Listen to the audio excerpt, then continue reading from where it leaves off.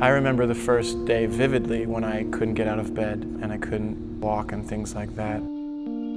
It was a big reality check because I couldn't dance, and this was something that I trained my whole life for.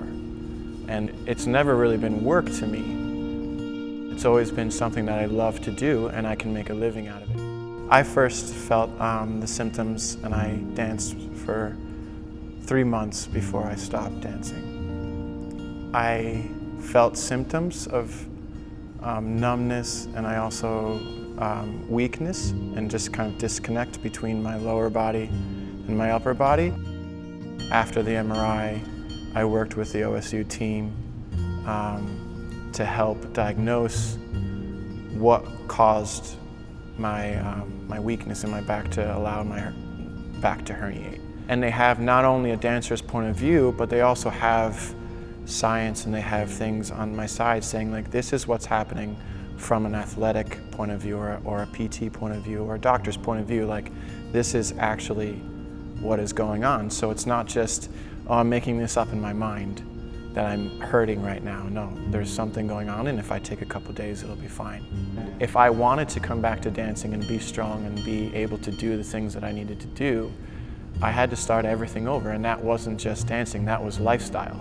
It's neurologically the pathway that was from my brain to my muscles. I had to reroute the way that was, because the way that it was happening was wrong, and that was the way that I got injured, was the way that I was thinking, and the way that my muscles were firing was wrong. 4 years, it was very, very like teeter-totter, unstable, you know, great days, horrible days, you know, and then eventually the great days started to outweigh the bad days. And I still have flare-ups every now and then, but the difference now is that I'm aware of symptoms.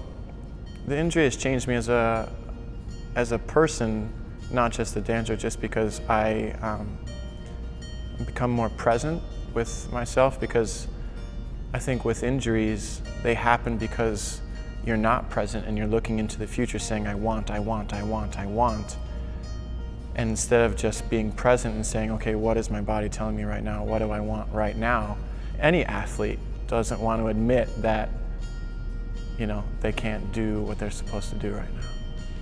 You have to also listen to what your body's telling you, honestly, and don't judge yourself. You know, you might have pain, you need to go to OSU, you need to start getting therapy to correct your imbalance, because if you're getting pain somewhere, it's usually because you're imbalanced.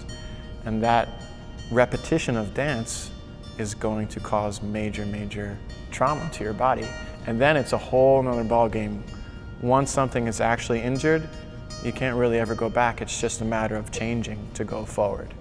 I would definitely recommend OSU. They cared about making a difference in my life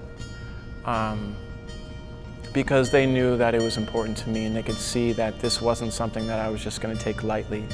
This was something that I had multiple people say, you know, like, you're done, you can't dance anymore, you know, you're not walking right now, how do you expect to dance, type of thing like that.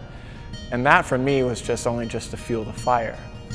So that was one great thing about all the therapists and all the doctors that I saw. They knew that it was possible to come back from this injury. Where would I be without OSU? I couldn't imagine where I would be right now, because I'm actually doing great today. And OSU was there for me.